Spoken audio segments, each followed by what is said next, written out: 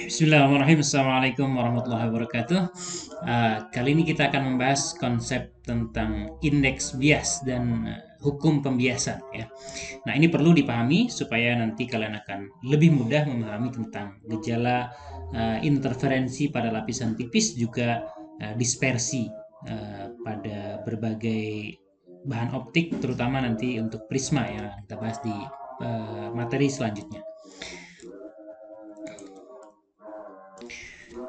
Sebagaimana kita ketahui bahwa cahaya merupakan gelombang elektromagnetik, dan gelombang elektromagnetik itu mempunyai sifat lajunya atau besar kecepatannya berubah ketika mediumnya berubah. Nah, kita bisa bayangkan, kalau misalnya kita memiliki empat medium berbeda: vakum atau ruang hampa, gas, kemudian cairan, kemudian zat padat.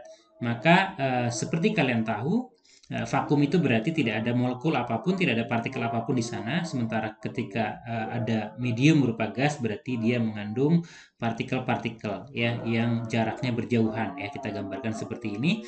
Nah, sedangkan untuk cairan, partikel itu akan makin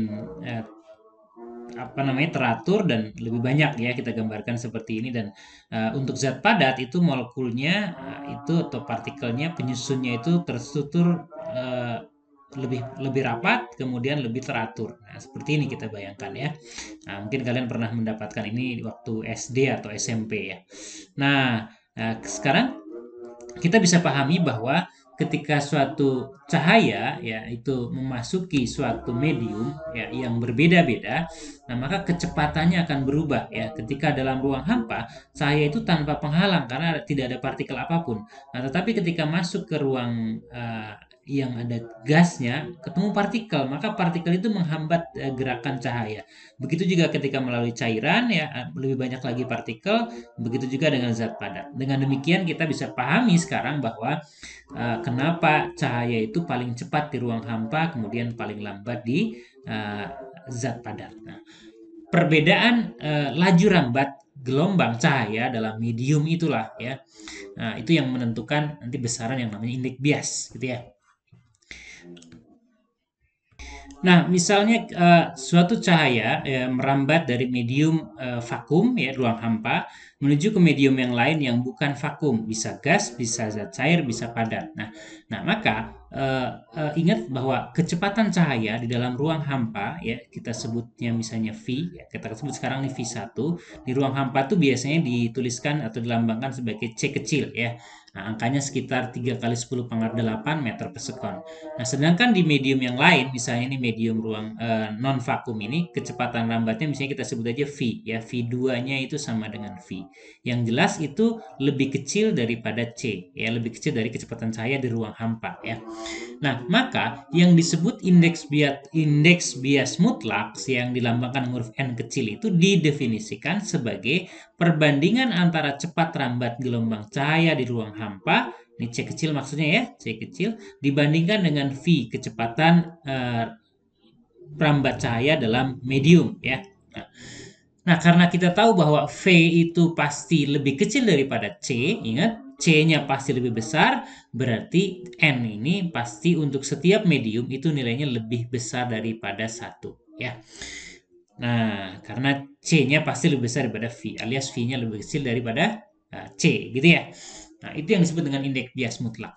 Nah, sedangkan indeks bias relatif, ketika cahaya itu merambat dari medium satu ke medium yang lain ya, misalnya seperti ini ya. Nah, maka laju rambat cahayanya itu pasti berubah ya, laju rambat cahayanya pasti berubah. Nah, perbandingan terbalik dari laju rambat cahaya dalam kedua medium tersebut itu yang kita sebut dengan indeks bias relatif ya. Nah, indeks bias relatif.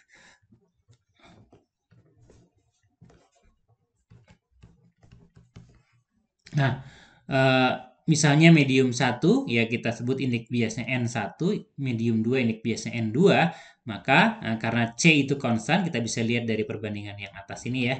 Nah, karena C-nya konstan, otomatis ketika saya mau bandingkan N1 dibandingkan dengan N2, nah, lihat karena ini berbanding terbalik antara N dengan V, berarti kita akan dapatkan V2 ya dibagi dengan V1 gitu ya. Nah, lalu mengingat teori gelombang bahwa cepat rambat gelombang, laju rambat gelombang itu sama dengan lambda dikali dengan frekuensi.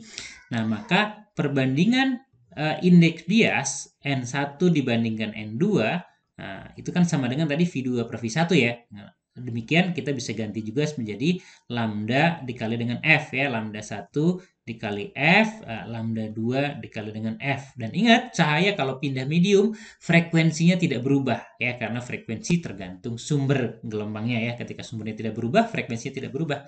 Berarti kita punya juga, nah N1 per N2 akan sama dengan juga, maafkan, ada kesalahan. Nah, ini lambda 2 ya, lambda 2 dibagi dengan lambda 1, maafkan. Nah, berarti kita akan dapatkan lambda 2 dibagi dengan lambda 1. Ya.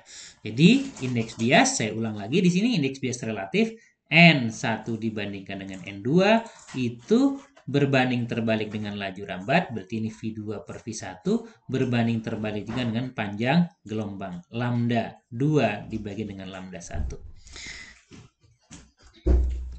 Dan mungkin kalian mengingat bahwa setiap komponen warna dari merah sampai ungu, Meiji Kuhibiniu, itu memiliki panjang gelombang yang berbeda-beda. Nah, mungkin masih ingat ya. Nah, merah itu adalah warna dengan panjang gelombang paling besar. Jadi merah itu lambdanya paling besar. Nah, sementara ungu, ujung paling kanan spektrum itu ya, dengan frekuensi paling besar, lambdanya paling kecil ya. Nah, dengan demikian, karena lambda merah itu paling besar, nah otomatis, ingat ya, kan barusan N-nya itu, indeks bias itu berbanding terbalik dengan panjang gelombang, gitu kan ya. Nah, berarti indeks bias warna merah itu paling kecil, nanti N-nya paling kecil. Nah, kemudian indeks bias warna ungu itu paling besar, N-nya paling besar. Nah, lalu apa akibatnya? Warna yang berbeda itu mempunyai indeks bias yang berbeda. Nah, kita akan lihat penjelasannya di materi yang berikutnya.